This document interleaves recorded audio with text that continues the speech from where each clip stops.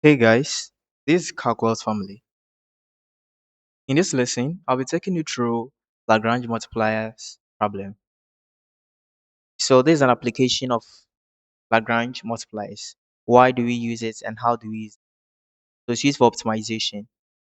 The problem here says find the maximum and minimum values of a function f of xy, which is equal to 4x squared plus 10y squared on the disk. So this is the region, right? And the region is a disk. X squared plus y squared is less than or equal to 4. Let's see how you solve this problem. So we write your function f of x, y to be equal to 4x squared plus 10y squared. Then the disk I have x squared plus y squared is less than or equal to 4, right? This is what we call the constraint because it's the region of optimization. And this is what we call the objective function. We want to optimize this function to determine its maximum and minimum values, provided we are within the range x squared plus y squared.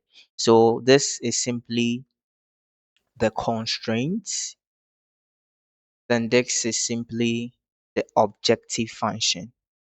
Objective function. Good. So once I have this labeled, then Lagrange multipliers simply have a relationship, a relation, which is the the derivative of our objective function f of xy should be equal to a certain Lagrange multiplier, right? Which is the Lagrange coefficient lambda, multiplying the derivative of our constraint, which is g of xy. This gives us a set of equations, right? And since it's x and y, we get two sets of equations. Then the third equation should simply be our constraint, which is g of xy, being equal to a certain number k. As simple as that. So we are expecting fx is equal to lambda gx, fy is equal to lambda gy, then the last to be g of xy to be equal to k. As simple as that. Let's find the corresponding equation. When I find fx, simply differentiating them with respect to x, this becomes 0. I get 8x is equal to here to gx is simply what 2x because the derivative here y goes 0, this goes 0, I'll get what 2x. So lambda multiplying 2x. For my fy, I'll simply have 20y is equal to lambda multiplying what 2y. Then finally, I'll have my x squared plus y squared, which is a function of what xy to be equal to k, which is 4. So equation 1, equation 2, equation 3. Once you're able to break your system into equations, then you're almost there. What do? We solve this simultaneously by finding the values of x and y.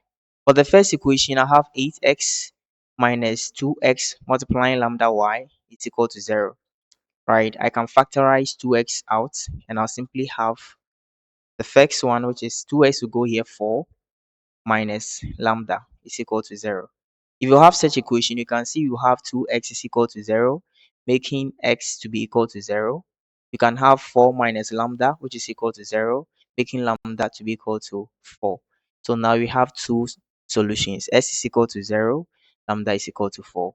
We can use this to find the corresponding values y.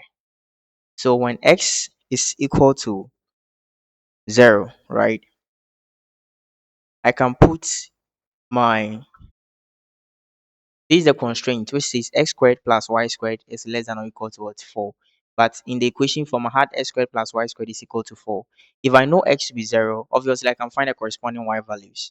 I'll simply have y squared to be equal to 4 because x squared will go 0. Hence, I'll have y to be equal to plus or minus 2. Right? So here I've gotten two sets of values. I'm sorry, two sets of points. I have 0, comma 2, 0, comma negative 2. Is that not it? Good. Then when lambda is equal to 4, what happens? If lambda is equal to 4, I can put that into my equation equation 2, right? So I'll have 20y is equal to lambda being equal to 4 multiplying 2y. What do I get from here? So here, I'm going to have 20y, 4 will cancel, so I'll still have 20y is equal to 8y. So apparently you can see y will cancel y, or you learn not to do it, y canceling y, right? So I'll simply have this 8y going on the left side to give me 12y is equal to 0. Therefore, I'll see y is equal to 0. So once lambda is 4, we have y to be equal to 0. Then with y equals 0, we come back to the constraint equation here, equation 3. We can get the corresponding values of x. So I'll have simply x squared to be equal to 4, where x will be equal to plus or minus 2. Hence, my two sets of points again, 2 comma 0, 2 comma negative 2 comma 0. And these are the points. The problem asks us to find the maximum and minimum values, okay, of our objective function. So we simply have to find our function, the functional values f of each of these values, okay. So we have 0, 2, 0, negative 2. Then we have 2, 0, negative 2, 0, right? So what do? We with our points 0, 2. So if I have f of 0, 2, what do I get? So going back to my function, you can clearly see that it's 4x squared plus 10y squared.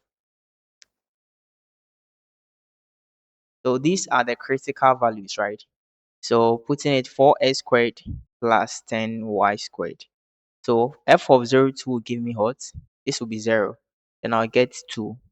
So 2 squared is 4. I'll get 40, right? Good. Then also, I'll have f of 0, negative 2. And remember, since this is squared, if I put f of 0, negative 2, it will be the same as what f of 0, 2, because the 2 give me 4, negative 2 equally give me 4. So we ignore that. We take only 1. Then f of 2, comma 0. What do I get? 4 multiplying 2 squared plus 10 multiplying 0 squared. This gives us what? 2 to 4, I'll get 16, right? Then finally, f of negative, so f of negative 2, 0 obviously will also give us the 16. So let me put that aside. Okay, good. So at this point, I have 16 and what? My 40, right? So we have to look for the critical values, which will also help us to find whether those points will be maximum or minimum. Hence, we can say that we have this point to be maximum point. Okay, we have this point to be maximum point. So point 0, 2, then we have point 2, 0 here, right? Okay, and that is what I have for you in this video. Please don't forget to subscribe to this channel for subsequent tutorials.